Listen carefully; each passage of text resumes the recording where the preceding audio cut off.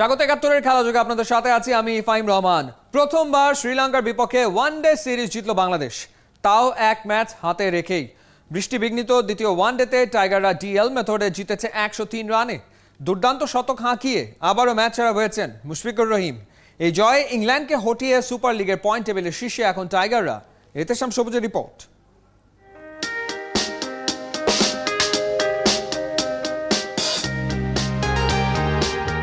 বিপদে কান্ডারি, পথ হারা পথিকের দিশারি, তুমি অগ্নি, তুমি বৃষ্টি, তুমি গৌরবের দীপশিখা। মুশফিকুর রহিম, যার আলোতেই রোশনাই বাংলার ক্রিকেট। লঙ্কান গোলাতে যখন বাকিরা দিশেহারা, তখন তিনি ধৈর্যের মূর্ত প্রতীক। দিয়েছেন আস্থার প্রতিদান, একা হস্তে লড়ে সেঞ্চুরি করেছেন। মুশফিককে বাদ দিলে কি লিখবো আমি তাদের নিয়ে? যৌবন পেরিয়ে এসেছি জীবন সায়ান্নে। ২০০-র অধিক ম্যাচ খেলা তামিম সাকিব যখন বল বুঝতে পারে না, এক ওভারে একই ভুল দুজনের, তখন তো ভোরের রক্তিম আলো নিভে যায় গোধূলির আবছা ছায়ায়। অফ স্টাম্পের বাইরের বল, ব্যাকফুটে শট, কোন ব্যাকরণে পড়ে লিটন কি জানে? লিটন ভুল করলে দলে ফেরা মুসাদ্দেক বোকার স্বর্গেই আছে। হোয়াইট বলটা দিয়েছেন কিপারের হাতে। This time it's hit down the ground, taken, good catch.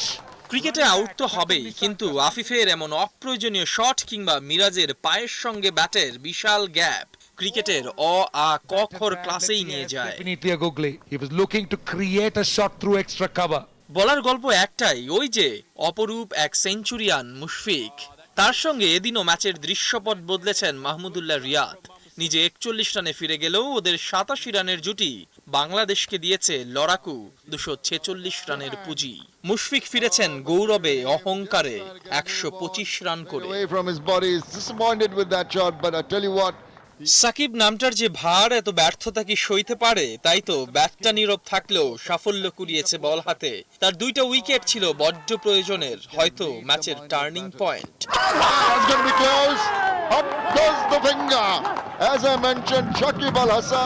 অন্য প্রান্তে মিরাজের টপাটপ ৪ উইকেট শিকার। লঙ্কানদের কোমর ভেঙেছেন এই দুই স্পিনার। সাইফুদ্দিনের বদলি নামা তাসকিন কিংবা অভিষিক্ত শরীফুলের বোলিং ছিল নজর কাড়া, ইকোনমিক্যাল। নতুন বলে ওরা যখন চাপে ফেলেছে, পুরনো বলে মুস্তাফিজ ৩টা উইকেট নিয়েছে।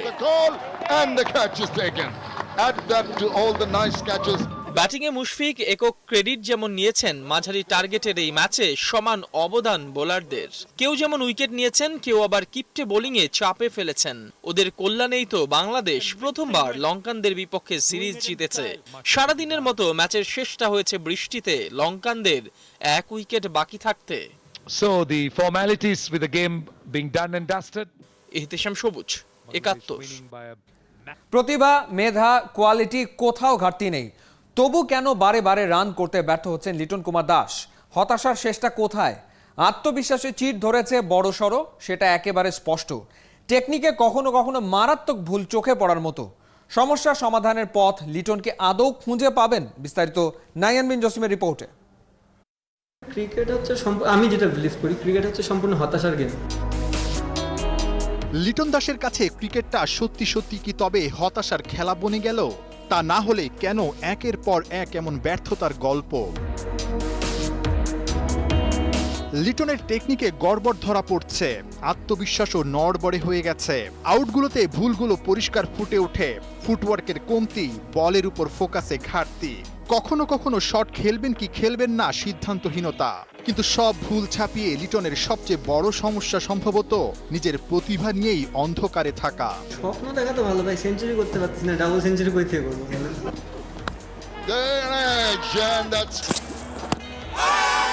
লিটন মেধাবী, টপ ক্লাস লিটনের ব্যাটিং, এমন প্রশংসাগুলো রীতিমতো প্রশ্নবিদ্ধ করছে ওর ক্যারিয়ার স্ট্যাটিস্টিক্স। ৪৪ ওয়ানডে ম্যাচে ২৫ গড়ে ১১৪০ রান, আছে ৩টা সেঞ্চুরি। ওই ৩টা সেঞ্চুরি সহ ওর ৫টা ইনিংসেই রান ৬০০, অথচ বাকি ৩৯টা ইনিংসে মাত্র ৫৮০ রান। লিটনের পারফরমেন্স কতটা হতশ্রী, অধারাবাহিক সেটা একেবারেই স্পষ্ট। গড় মাত্র ১৪। সবশেষ ৮ ইনিংসে লিটনের ঝুলিতে মাত্র ১০১ রান, গড় ১২। স্ট্রাইক রেট সেটা ওয়ানডে ফরম্যাটেরই অযোগ্য। ওর ব্যর্থতায় দুর্বল বাংলাদেশের ওপেনিং পেয়ার। 2019 বিশ্বকাপের পর প্রথম 10 ওভারে টাইগারদের রান রেট গড়ে 4.16। র্যাঙ্কিংয়ে থাকা সেরা 10 দেশের মধ্যে সবচেয়ে তলানিতে। লিটনের ব্যর্থতার গল্পগুলোয় ওর ওপেনিংয়ে নামার যোগ্যতা নিয়েই তৈরি করছে প্রশ্ন। আমার পার্সোনাল ওপিনিয়ন, ও সবসময় 5-6 নম্বরে বেটার, এটা আমার ধারণা। টি20 তো ওপেন করতে পারে, বাট এমনি তো 5-6 নম্বরে আমার পার্সোনাল, কিন্তু এগুলো নিয়ে ওদের সাথে বসতে হবে। শ্রীলঙ্কার বিপক্ষে দ্বিতীয় ওয়ানডে ছিল নিজের 100তম আন্তর্জাতিক ম্যাচ, স্মরণীয় করে রাখার মঞ্চ। কিন্তু পারলেন কই? ধারাবাহিকভাবে অধারাবাহিকতার আরও একটা নিদর্শন দেখা গেল। লিটন দাস আরও একবার ব্যর্থতার গল্প লিখল, হয়তো একাদশ থেকে ছিটকে পড়ার দ্বার প্রান্তেই পৌঁছে গেল। নাহিয়ান বিন জসিম, 71।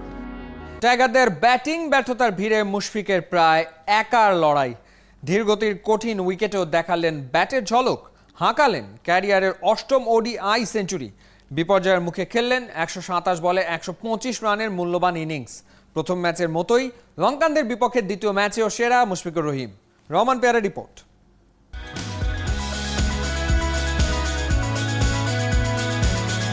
তিলে তিলে গড়া ইনিংস, 22 গজে সংগ্রামের আখ্যান, বুদ্ধিদীপ্ত ব্যাটিং, গোল্ডেন ফর্মে মুশফিকুর রহিম। বাংলার তরে নিবেদিত প্রাণ, সাইফুদ্দিনকে উদ্দীপ্ত করার এই ছবি তার প্রমাণ। বাংলাদেশের ইনিংস টোটালের অর্ধেকের বেশি মুশফিকের। ছোট কাঁধে বড় ভার বয়ে চলেছেন সেই কবে থেকে। বাউন্ডারি মারা ছিল কঠিন, দৌড়ে রান নেয়াতেই মন দিয়েছিলেন, তাতেই শতভাগ সফল। 2 বছর পর ওডিআই সেঞ্চুরি। নতুন তারকাদের শেখার জন্য আদর্শ একটা ইনিংস খেলেছেন মুশফিক। একের ভেতর অনেক গুণের সমাহার, চাপের মাঝে সেরাটা দেয়ার কাজে পটু। ওডিআই সুপার লিগে বাংলাদেশের জন্য গুরুত্বপূর্ণ এই সিরিজে সেরা খেলোয়াড় হওয়ার দৌড়ে অনেকটাই এগিয়ে গেছেন মুশফিক। প্রথম ম্যাচে সেঞ্চুরি হাতছাড়া হলেও দ্বিতীয় ম্যাচে সেই আক্ষেপ কাটল। আন্তর্জাতিক ক্রিকেটে সেঞ্চুরিতে বাংলায় কেবল তামিমই মিস্টার ডিপেন্ডেবলের চেয়ে এগিয়ে, ছাড়িয়ে গেছেন সাকিবকে। রহমান পেয়ার, 71। স্বপ্ন পূরণের হাতছানি ছিল, নতুন ইতিহাস লেখার সম্ভাবনা ছিল শেষ পর্যন্ত। বিশ্বকাপ আর্চারি রিকার্ভ মিক্সের ফাইনালে রৌপ্য জিতে দেশে ফিরলেন রোমান সানা আর দিয়া সিদ্দিকি। সুইজারল্যান্ডের লুজান থেকে ভোরে দেশে ফিরেছে বাংলাদেশ আর্চারি দল। এবার ওদের লক্ষ্য জুনে প্যারিসের আর্চারি ওয়ার্ল্ড কাপের স্টেজ 3-তে পদক জয়। অর্ণবাপী রিপোর্ট। বিমানবন্দরে শুনশান নীরবতা ভেঙেই ওদের এই ফিরে আসা। কপালে আঁকা গৌরবের রাজটিকা। স্বর্ণ জোটেনি সেই নিয়ে আক্ষেপ থাকতে পারে, তবে আর্চারির বিশ্ব আসর থেকে রৌপ্য ছিনে আনাও কি চারটিখানি কথা? অর্জনের এই ডালি উৎসবের রঙে আরো রঙিন হতে পারত, হয়তো অভিনন্দনের জোয়ার বয়ে যেত বিমানবন্দরে। তবে বাদ সেরেছে করোনা। দেশের জন্য গৌরব বয়ে আনলে সেই অর্জন কখনোই বৃথা যায় না, রোমান সানার ভালোই জানা। রিকার্ভের মিক্সড ইভেন্টে সানার সঙ্গী ছিল দিয়া সিদ্দিকি। দেশের গণ্ডি পেরিয়ে 17 বছর বয়সী তীরন্দাজের বাজিমাত, বেড়েছে ওর আত্মবিশ্বাস। পদকটি অর্জন করেছি, এটার জন্য সব সময় অবশ্যই আমরা অনেক আমি অনেক প্রাউড ফিল করতে, শুধু আমি না, আমার যে টিমমেট আছে সবাই অনেক, এবং দেশের জন্য এটা অবশ্যই একজন প্রাউড একটা মোমেন্ট। ইনশাআল্লাহ এটা একটা অভিজ্ঞতা অর্জন হলো দীর্ঘ 1.5 বছর পরে ইন্টারন্যাশনাল টুর্নামেন্টে। তো আলহামদুলিল্লাহ আমরা একটা পদক জিতেছি, এটা হয়তো বা ক্রীড়াঙ্গনের জন্য একটা হিস্টোরি। তো ইনশাআল্লাহ আমরা এই ধারাবাহিকতা বজায় রাখার চেষ্টা করব। আর্চারির এই অর্জনের গল্পের মূল চরিত্র রোমান দিয়া, আর মঞ্চটা তৈরি করে দিয়েছেন মার্টিনের তুখোর কৌশল। We are very happy with the success of the mixed team. It gives us motivation to look forward to the 3rd World Cup in Paris. বাংলায় তীরধনুকের খেলাটার স্বপ্নদ্রষ্টা কাজী রাজিবুদ্দিন আহমেদ চপল দিনকে দিন খেলাটাকে নিয়ে যাচ্ছেন বিশ্বমানে। লক্ষ্য অলিম্পিকে পদক জেতা। বিশ্বকাপে সেমিফাইনালে উঠা এবং ফাইনালে খেলা, সিলভার জয় করা, মানে রৌপ্য পদক, এটা কিন্তু বাংলাদেশের ইতিহাসে প্রথম। তো আমি মনে করব যে মুজিব বর্ষে এবং স্বাধীনতার 50 বর্ষে আমরা একটা সফলতা এনে দিতে পেরেছি। এখন আমরা অলিম্পিক পর্যন্ত এই ইয়াটা থাকবে, কোয়ারেন্টাইনে আমরা থাকবো, কারণ আমাদের লক্ষ্য উদ্দেশ্য হলো অলিম্পিক। আগামী মাসেই প্যারিসে হবে আর্চারির ফাইনাল অলিম্পিক কোয়ালিফিকেশন লড়াই। ভালো করলে রোমান সানার মতো সুযোগ হবে সরাসরি অলিম্পিকে খেলার। অর্ণব বাপি, 71। এটা কি প্লেয়ারের দোষ? এটা তো আমাদের দোষ না, যারা অর্গানাইজ করে তারা এজন্য দায়ী, আমাদের নয়। বাফুফের কাছে জিজ্ঞাসা করেন। বিদেশে কন্ডিশনিং ক্যাম্প আর প্রস্তুতি ম্যাচ নিয়ে প্রশ্ন করলে এমনই উত্তর দিয়েছেন ক্যাপ্টেন জামাল ভুঁইয়া। কাতারের পর সৌদি আরবে কন্ডিশনিং ক্যাম্প বাতিল হওয়ায় মহা ক্ষেপেছেন তিনি। বলছেন দেশে আর বিদেশে প্র্যাকটিস ম্যাচের মধ্যে বিস্তর ফারাক আছে। উপল নন্দী রিপোর্ট। এটা কি প্লেয়ার দোষ? এটা কি প্লেয়ার? তাহলে এটা তো প্লেয়ার দোষ না ভাই, এটা তো যারা অর্গানাইজ করে ওরা তো না না। I'm just saying player is not the organize, they are not organizing anything, right? It's up to the federation. So don't ask these questions about what will the player do, it's up to the federation. মেজাজ হারিয়েছেন captain Jamal. বিদেশের মাটিতে conditioning camp কিংবা প্রস্তুতি match বাতিল ইস্যুতে আর কোনো কথা শুনবেন না তিনি। অনুশীলন শুরুর আগের দিন থেকেই আফগান আর ভারতকে হারানোর স্বপ্ন দেখে আসছিল বাংলাদেশ। তবে সেটা যে প্রায় অসম্ভব ওই দুই দলের উপর নজর দিলেই পরিষ্কার হবে।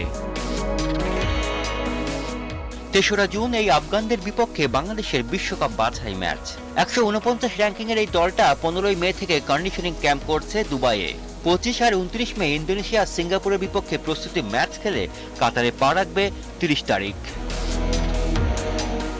ফিফা র্যাঙ্কিংয়ের ১০৫ নম্বরের ভারত ১৯ মে থেকেই কাতারেই আছে।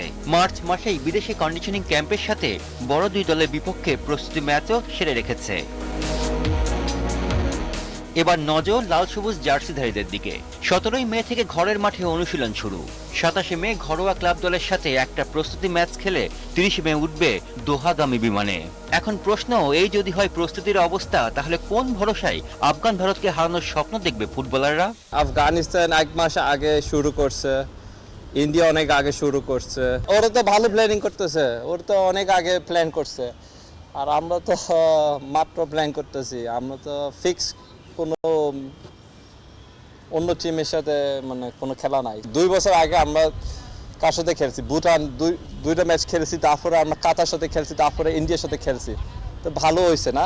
প্রস্তুতি ম্যাচ সংকটের সাথে ইনজুরি জটিলতায় বাংলাদেশ দল। স্কোয়াডে নেই অভিজ্ঞ স্ট্রাইকার জীবনাস সাদের সাথে গোলকিপার আশরাফুল রানা আর ডিফেন্ডার বিশ্বনাথও। তার উপরে আছে দলের মধ্যে করোনা আতঙ্ক। সবকিছু মিলিয়ে জুনের বিশ্বকাপ বাছাইয়ের আগ দিয়ে বড় বিপাকে ফুটবল দল। উপল নন্দী, ৭১, ঢাকা। এই ছিল এই মুহূর্তের খেলাযোগে সরাসরি সংবাদ অনুষ্ঠান দেখতে থাকুন ৭১-এর ফেসবুক পেজ এবং সাবস্ক্রাইব করুন ৭১-এর ইউটিউব চ্যানেলে। প্রতি মুহূর্তে আমরা জানাচ্ছি করোনার সবশেষ ভয় নয়, সচেতনতাই জয়।